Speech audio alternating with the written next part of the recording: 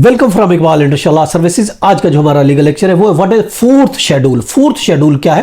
देखिए, समटाइम ऐसा होता है फोर्थ शेड्यूल की वजह पर किसी पर सफरी पाबंदियां आयद कर दी जाती हैं कि वो रिस्ट्रिक्शन आयद कर दी जाती है कि वो फ्लाई नहीं कर सकता दूसरे मुल्क जान। एक तो ये देखें ECL लिस्ट में नाम डाल देना, एक है फोर्थ शेड्यूल में नाम डाल देना। तो आप देख रहे हैं कि फोर्थ शेड्यूल है क्या। देखिए, होम डिपार्टमेंट के नोटिफिकेशन के तहत एंटी टेररिज्म एक्ट 1987 है, उसके तहत ऐसे आदमी का नाम फोर्थ शेड्यूल में डाला जा सकता है। कौन डालता है? होम डिपार्टमेंट डालता है, एक नोटिफिकेशन इशू करके। किसके तहत?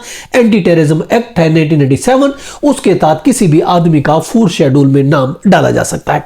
जब किसी आदमी के बारे में कोई क्रेडिबल किस्म की इंफॉर्मेशन है, कोई इंटेलिजेंस बेस जो है इंफॉर्मेशन है उसके उस आदमी के खिलाफ, और उस बेस पर उस पर सफरी पाबंदियां रिस्ट्रिक्शन लगाई जा सकती है एक फोर्थ शेड्यूल में उसका नाम डाल के, जो कि अगर हम बात करते हैं जो कि किसी भी ऑर्गेनाइजेशन के साथ, प्रेस्क्राइब्ड ऑर्गेनाइजेशन के साथ अगर उसका किसी लिंक होता है, किसी टेररिज्म किसी के साथ, किसी इस तरह की जो मुल्क दुश्मन तंजीम है उसके साथ अगर उनके पास एक क्रेडिबल किस्म की इंफॉर्मेशन है होम डिपार्टमेंट को, तो उस सूरत में उसका नाम फोर्थ शेड्यूल में डालकर उस पर रिस्ट्रिक्शन लगा दी जाती है, उसकी पाबंदी लगाई जाती है। ये अगर हम बात करते हैं ये जो है नेशनल कौन तरतीब देता है? अगर हम बात करते हैं टेररिज्म 1987 की जो नोटिफिकेशन है, अगर हम बात करें नेशनल काउंटर टेररिज्म अथॉरिटी है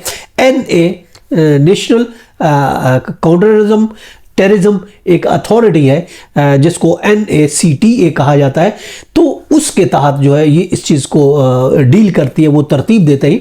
अब इसका काम भी रिव्यू कर लेना, मुख्तलिफ लोगों को अगर देखना कि ये गलत नाम है तो उसको निकालना डालना, ये इसका मकसद। अगर हम नेक्टा जिसको कहा जाता है, जिसको national counter terrorism authority NACTA के नाम से है, उसके अगर हम ऑब्जेक्टिव की बात करते हैं तो ये अगर हम बात करते हैं तो ये लिस्ट जो होते हैं director general immigration and passport से शेयर की जाती है। ये तरतीब नेक्टा जो है वो तरतीब देती है, अथॉरिटी तरतीब देती है, और फिर ये लिस्ट इमिग्रेशन वालों को, डायरेक्टर जनरल इमिग्रेशन पासपोर्ट को शेयर की जाती है, और उसके मुताबिक जो है ताकि वो पासपोर्ट जो कि कोई रिन्यू करने जाता है या बनवाने जाता है तो उसका वो पासपोर्ट नहीं बनता अगर, और इसके अलावा सफरी पाबंदी याद करी जाती है। ये लिस्ट जो है अगर हम बात करते हैं स्टेट बैंक ऑफ पाकिस्तान के साथ भी शेयर की जाती है, ताकि उसके अगर अकाउंट है उसके अकाउंट को मॉनिटर करे और उसके अकाउंट को फ्रीज किया जा सकता है। इसलिए इस बेस पर अगर नेक्टा में एंटी टेररिज्म एक्ट के तहत 1987 कानून के तहत अगर किसी को फोर्थ शेड्यूल में डाल दिया जाता है,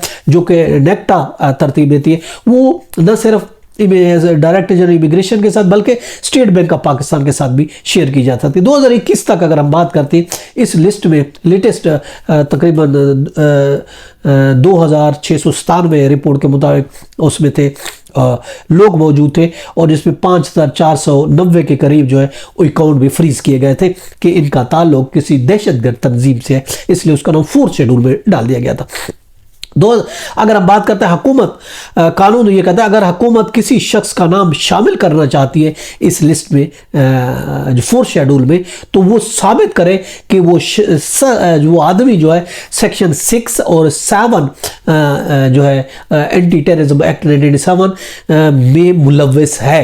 कानून ये कहता है, ये एक रूलिंग है जो कि 2021 MLD पेज 40, 2021 MLD पेज 40, इसमें यह करार दिया गया कि हुकूमत अगर किसी का नाम फोर्थ शेड्यूल में डालना चाहती है तो उसको सेक्शन 6 और 7 के मुताबिक डालना होगा। यानी 6 और 7 के मुताबिक उसको ये प्रूफ करना पड़ेगा, आपको कंक्रीट एविडेंस देनी पड़ेगी कि इसका ताल्लुक किसी दहशतगर्द तंजीम में है और वो दहशतगर्दी में मुलविस है, तब वो उसका नाम डाल सकती है। अब अगर किसी का नाम नहीं, उसके सारे राइट खत्म हो जाते हैं, उसका पासपोर्ट नहीं बनता, उसका शनाख्ती कार्ड रिन्यू नहीं होता, उसके बैंक अकाउंट फ्रीज हो जाते हैं, और ऐसे इंसान को ना क्रेडिट कार्ड मिलता है और उसके कर्जा की सहूलत भी उसको मुयसर नहीं होती, और ना ही उसको असले का लाइसेंस मिलता है, और ना मिनिस्ट्री ऑफ जो इंटीरियर है उसके साथ भी ये लिस्ट शेयर की जाती है ताकि उसको असले का कोई लाइसेंस भी ना मिले। बैंक से इसलिए शेयर की जाती है ताकि वो अकाउंट फ्रीज हो, उसको कर्जा भी ना मिल सके। और ये लिस्ट IB आईबी को भी दी जाती है, जो हमारे एजेंसीज हैं आईबी को भी दी जाती है, ताकि वफाकी और सूबाई हुकूमत जो है अगर किसी को कोई अपॉइंटमेंट करती है तो उसका ये भी देखे क्या उसका नाम किसी फोर्थ शेड्यूल में तो नहीं दिया गया।